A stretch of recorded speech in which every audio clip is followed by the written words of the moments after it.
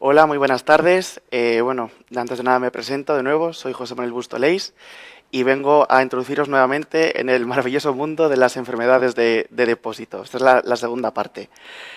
Bueno, antes de nada, una breve introducción. Yo estoy en la Universidad de Santiago de Compostela. Me he presentado al MIR esta convocatoria pasada y ahora pues ya puedo decir que soy residente de dermatología en el Hospital de La Paz. Y es eso, pues vengo a hablaros nuevamente sobre las enfermedades de depósito. Ya había hecho un vídeo anteriormente sobre las esfingolipidosis y bueno, pues emulando este clásico de la cinematografía, yo no soy cartero, pero bueno, también llamo dos veces.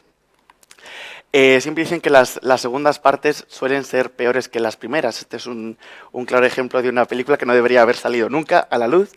Pero bueno, sí que es cierto que hay veces que pues, las segundas partes pueden ser iguales o incluso mejores que las primeras. Así que vamos a intentar que este sea el caso. Y nada, allá vamos. Preparaos para una nueva tanda de reglas mnemotécnicas improponibles que os van a atormentar. Pero bueno, esperemos que os sean de utilidad. Ya os digo, estas enfermedades no son muy importantes, tampoco quiero que os las grabéis a fuego, porque la probabilidad de que caiga una pregunta es bastante remota, pero bueno, si suena la flauta, pues eso que nos llevamos, ¿no? Y si no, pues quedará para nuestra formación. Así que sin más dilación, empezamos poniéndonos un poco en contexto donde nos habíamos quedado la otra vez. La otra vez habíamos hablado de las esfingolipidosis. Hoy hablaremos de las glucogenosis y de las mucopolisacaridosis, que si recordamos eran enfermedades de depósito. La mayor parte de ellas son de depósito lisosomal, a excepción de las glucogenosis, donde el glucógeno se acumulaba en el citoplasma. Solo la enfermedad de Pompe era una enfermedad de depósito lisosomal. La herencia, recordamos, era autosómico recesiva en la mayor parte de los casos, pero había excepciones, como la enfermedad de Fabry, nos acordamos de la fábrica, factoría, factor X. Y en este caso vamos a introducir la enfermedad de Hunter, que es una mucopolisacaridosis, que también está ligada al cromosoma X. Y voy a aprovechar la regla del libro, que suele ser mejor que las que traigo yo, y eso es el cazador que apunta a la diana, a la X, pues así nos acordamos de que es ligada al cromosoma X. Bueno, vamos a meternos un poco en la bioquímica de los mucopolisacáridos. La misma cara que con los esfingolípidos, o sea, no tenemos ni guarra de lo que es esto, así que vamos a ver un poco cómo están compuestas estas moléculas. Bueno, pues los mucopolisacáridos también se llaman glucosaminoglucanos o GAGs. Y son polímeros que están compuestos por la unión de parejas de monosacáridos. Uno de esos monosacáridos suele ser un azúcar sencillo, como la galactosa, el ácido glucurónico o el ácido hidurónico, y el otro suele ser un azúcar con un grupo N-acetilo, como por ejemplo la N-acetilgalactosamina o la N-acetilglucosamina. A estas moléculas le podemos añadir, como siempre, un grupo sulfato que lo que va a hacer es aportar una carga negativa. Bueno, pues si sumamos estas parejas de monosacáridos, lo que obtenemos son pues estas moléculas que igual nos suenan un poco más, por ejemplo, el ácido hialurónico, el condroitin sulfato, el dermatan sulfato, el queratan sulfato o el heparan sulfato. Cuando estas moléculas las unimos a una proteína denominada proteína núcleo, obtenemos lo que se llaman los proteoglicanos. Y si a su vez estos proteoglicanos los unimos a una molécula grande de ácido hialurónico a través de proteínas de unión, obtenemos esta molécula que vemos aquí. ¿Cuál es la importancia de la estructura de esta molécula? Es una molécula que ocupa un espacio enorme y que tiene una gran cantidad de cargas negativas, tanto por esos grupos sulfato como por grupos carboxilo que están presentes en los azúcares. Y lo que hacen es atraer gran cantidad de aguas. Estas moléculas están muy hidratadas. Y lo que les permite es soportar grandes fuerzas de compresión, sobre todo. Por eso, la principal función de estas moléculas es servir de soporte estructural para gran cantidad de tejidos. Por ejemplo, el tejido conectivo, por ejemplo, el cartílago articular. También están presentes en gran cantidad de líquidos corporales, como por ejemplo el humor vítreo. Están presentes en la córnea. Bueno, son bastante ubicuos. Y a su vez, aparte de la función estructural, también tienen función de señalización extracelular, porque forman parte del glucocálix, entonces sirven para la comunicación intercelular. Bueno, ahora ya tenemos un poco más estamos ya más versados en mucopolisacáridos. Vamos a continuar con las mucopolisacaridosis. Empezamos con la mucopolisacaridosis de tipo 1, que es en verdad un espectro. o sea, tenemos la enfermedad de Harler por una parte y la enfermedad de Sheye por otra parte, y una forma intermedia que sería pues, la combinación de las dos, Harler-Sheye, y esto depende de la gravedad de la enfermedad. El Harler sería la forma más grave y el Sheye la forma más leve. Bueno, ¿cómo nos acordamos de esa enzima alfa-1 hidroronidasa? Bueno, pues cogiendo las iniciales de la enfermedad, HS, lo relacionamos con el champú, que nos permite tener un cabello resistente y duro. Hidroronidasa. Bueno, ya veis que no he cambiado nada. Bueno, en cuanto a la clínica, pues va a producir manifestaciones a nivel de los lugares donde están más presentes estos mucopolisacáridos, que como hemos dicho es a nivel osteoarticular, produciendo característicamente talla baja, facies tosca, macrocefalia, compresiones nerviosas. A nivel mucocutáneo provocará opacidades corneales, macroglosia y obstrucción de las vías aéreas. Y a nivel de distintos órganos pues provocará pues organomegalias como hepatoesplenomegalia o una miocardiopatía infiltrativa. Quizás la forma más grave, que sería el Harler, se caracteriza principalmente por el daño neurológico, o sea, provoca un retraso en el desarrollo psicomotor y neurodegeneración. El tratamiento sería clásicamente con el trasplante de progenitores hematopoyéticos, si bien existe una terapia de sustitución enzimática, que tampoco es muy importante, pero bueno, lo dejamos ahí por si acaso, se llama la laronidasa. La de tipo 2 se llama, la enzima que falla es la hidronatosulfatasa. Produce la enfermedad de Hunter, que como hemos dicho está ligado al cromosoma X. Aprovechamos la regla nuevamente mnemotécnica del libro, el cazador que apunta a la X, y vamos a pensar que ese cazador es una persona muy fría, muy dura, muy sin escrúpulos, y por eso, pues lo mismo, como es muy duro, la enzima es hidronatosulfatasa, muy parecida a la de la mucopolisacaridosis tipo 1. En manifestaciones clínicas muy similares a las del Harler. Tenemos una forma también más severa, la de tipo A, y otra forma menos grave, la de tipo B. Pero bueno, las manifestaciones son pues muy parecidas. Tratamiento, terapia de sustitución enzimática con hidrosulfasa. La de tipo 4 se denomina enfermedad de Morquio. Se debe al déficit de estas, bueno, puede ser de una enzima o de otra, de la galactosamina 6,6-sulfatasa o de la galactosidasa. Yo, para intentar acordarme, me sonaba a mamá orco. Entonces decía, bueno, pues la mamá orco alimenta a su bebé con leche, entonces a través de eso la conectamos con la galactosamina y la galactosidasa. Bueno, la enfermedad de Morquio se caracteriza principalmente por tener graves deformidades osteoarticulares y opacidad corneal, también en consonancia con las que estamos viendo antes, pero típicamente no tiene retraso mental y puede ser algo pues, que sea pues, preguntable, ¿no? Característico. Nos acordamos que los orcos, a pesar de que tienen grandes deformidades físicas, pues son seres racionales, inteligentes, entonces pues nos acordamos de que no tienen retraso mental. Tratamiento, terapia de sustitución enzimática, nuevamente con la elosulfasa. Hay otras mucopolisacaridosis mucho menos importantes, como la tipo 3, San Filipo, la 6, Marotolamí, o la 7, la enfermedad de Sly, pero no entraremos en ellas porque son mucho menos frecuentes. No nos ahogamos con toda esta cantidad de información, tomamos un respiro y continuamos con las glucogenosis. Bueno, en este caso estamos un poco más contentos porque ya sabemos algo del glucógeno, no empezamos de cero como en las mucopolisacaridosis.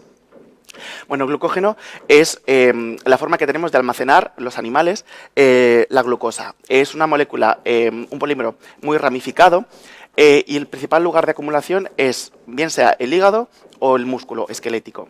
No es el único lugar de acumulación, como veremos más adelante, pero sí el principal. Recordamos brevemente cómo se compone el glucógeno. Si partimos de la molécula de glucosa que tiene esos 5 átomos de carbono en el mismo plano estructural y el carbono 6 que está pues a distinto nivel, ¿no? Pues así entendemos cómo se forman los enlaces entre los carbonos 1 y 4 de dos moléculas de glucosa. Este enlace se llama alfa 1,4. Así, si añadimos sucesivamente glucosas, obtenemos moléculas lineales de este glucógeno. Pero esto es muy poco eficiente porque ocuparía muchísimo espacio y no conseguiríamos pues, aprovechar esa capacidad de almacenamiento. Entonces lo que hace el organismo es formar enlaces entre los carbonos 1 y 6, haciendo pues, una ramita y permitiendo que a partir de ahí se pueda elongar nuevamente la molécula de glucógeno y así pues, ahorrar espacio. Vamos a ver los procesos de gluconeogénesis y de glucogenólisis. Bueno, si partimos de la molécula de glucosa y le sumamos un grupo fosfato, lo que obtenemos es glucosa 6-fosfato. Esta reacción está catalizada por una enzima que tiene dos isoformas, o la glucoquinasa en el hígado o la hexoquinasa en el músculo esquelético. Posteriormente lo que hacemos es mover el fosfato del carbono 6 al carbono 1, teniendo glucosa 1-fosfato, a través de la fosfoglucomutasa. Si luego le añadimos un grupo uridilo, a través de la uridiltransferasa lo que obtenemos es UDP-glucosa, y esta va a ser la molécula que utilicemos para añadir unidades a las moléculas de glucógeno y así obtener las largas cadenas que hemos visto antes. Esto ocurre a través de la enzima glucógeno sintasa. Bueno, pues ¿cómo hacemos para obtener las ramificaciones? Si cogemos este oligosacárido que he señalado con un cuadrado, lo trasladamos a través del enlace 1,6 a una cadena ya lineal, pues obtenemos esas ramificaciones, y esto se consigue a través de una enzima denominada ramificante. Como veis ahí, 1,4, 1,6 transglucosidasa, porque rompe un enlace 1,4 y lo transforma en un enlace 1,6. Bueno, ¿cómo ocurre el paso inverso, la glucogenólisis? Bueno, pues si partimos de la molécula de glucógeno, interviene en primer lugar lo que se llama la glucógeno-fosforilasa, que arranca una molécula de glucosa y la convierte en glucosa 1-fosfato. Para deshacer esas ramificaciones, trasladamos nuevamente ese oligosacárido de la ramificación a través de una enzima que tiene doble actividad, como veremos. En primer lugar es 1,4 glucantransferasa, o sea, rompe el enlace 1,4 y forma nuevamente un enlace 1,4 en la cadena principal. Y después la enzima de ramificante tiene otra actividad que es 1,6 glucosidasa, rompe ese enlace 1,6 y forma nuevamente glucosa 1-fosfato. A partir de aquí, ¿cómo trabajamos? La glucosa 1-fosfato tenemos que reconvertirla nuevamente en glucosa 6-fosfato a través de la fosfoglucomutasa. Y este es el paso más importante y decisivo y el que quiero que os acordéis, que es que a través de la enzima glucosa 6-fosfatasa lo que hacemos es romper ese grupo fosfato y permitir que la glucosa ya libre pueda salir al torrente sanguíneo y pueda mantener la glucemia en ayunas. Esto va a ser importante en la enfermedad que vamos a ver a continuación. Bueno, una parte no muy importante del glucógeno es degradado a través de los lisosomas. Lo que hemos visto ocurría principalmente en el citoplasma, pero hay una parte que se degrada en los lisosomas y eso ocurre a través de esta enzima alfa 1,4 glucosidasa. Normalmente son cadenas no ramificadas. Simplemente tenerlo en cuenta porque lo veremos más adelante. Las glucogenosis se clasifican en función del lugar donde se acumule principalmente ese glucógeno, en hepáticas, musculares o sistémicas. La primera, la más importante, la que tenemos que acordarnos sí o sí, es la enfermedad de von Guericke, porque es la más frecuente y se debe al defecto de esa enzima de la que hemos hablado, que era tan importante, la glucosa 6-fosfatasa. ¿Cómo nos acordamos?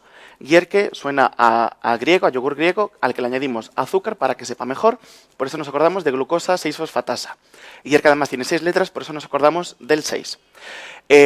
Como os he dicho, es principalmente de acumulación hepática en esta enfermedad, pero también ocurre a nivel de otros órganos, como por ejemplo el riñón o el intestino.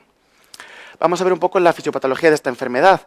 Al no poder romper el grupo fosfato de esa glucosa 6-fosfato, lo que no conseguimos es mantener los niveles de glucemia en ayuno.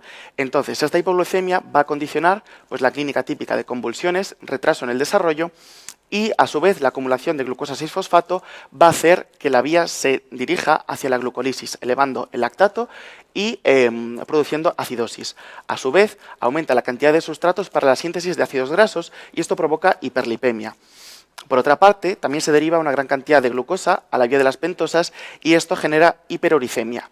Y esta es la clínica típica sintomática de la enfermedad de von Guericke.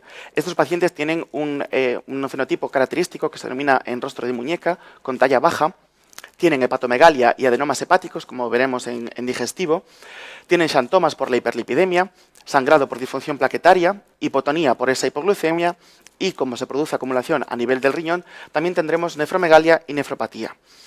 El tratamiento consiste en evitar las complicaciones, principalmente la hipoglucemia, pues eso, con comidas frecuentes, con una sonda nasogástrica nocturna, dando almidón crudo, que lo que permite es liberar azúcares de forma gradual, evitar la hiperlipemia, evitar la hiperuricemia y evitar la acidosis.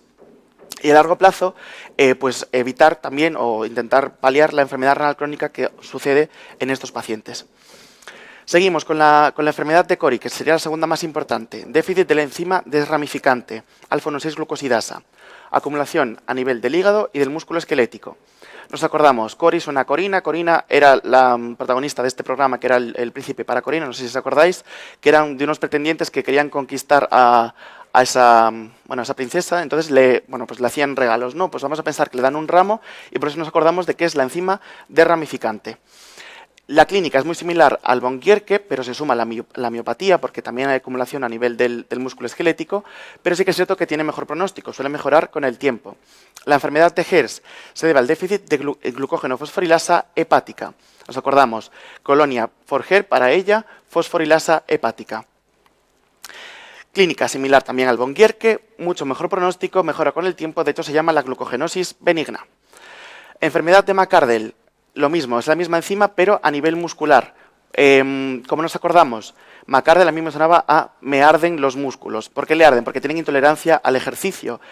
¿Y por qué le arden? Porque se encienden con un fósforo. Entonces, pues nos acordamos que McArdle se debe al déficit de fosforilasa, muscular en este caso. Intolerancia al ejercicio con importantes mialgias, calambre, fatiga. Problema más importante de que ocurra una rhabdomiolisis que degenere pues eso, en mioglobinuria y en insuficiencia renal aguda. No afecta mucho a la esperanza de vida si se evita ese ejercicio intenso y si se da azúcar previo al ejercicio. Por lo tanto, bueno, ahí la dejamos. La enfermedad de Tauri se debe al defecto de fosfofructoquinasa. No es una enzima de la glucogenólisis ni de la gluconeogénesis, sino que es una enzima de la glucólisis. Lo que ocurre es que al no poder derivarse a fructosa 1,6-bifosfato, lo que hace es acumularse glucosa 6-fosfato. Y esto pues incrementa el sustrato para la síntesis de glucógeno. Entonces la clínica es la misma, igual que una glucogenosis. Nos acordamos porque el toro es herbívoro, come mucha fruta, entonces Tauri, toro, fruta, fosfofructoquinasa. Clínica muy similar a la de McArdle, porque también es muscular. Y luego vamos con las dos últimas, que serían las glucogenosis sistémicas. Más importante, la enfermedad de Pompe, déficit de alfa-1,4-glucosidasa lisosomal. Era aquella pequeña parte del glucógeno que se degradaba en los lisosomas. Como hemos dicho, es una glucogenosis sistémica.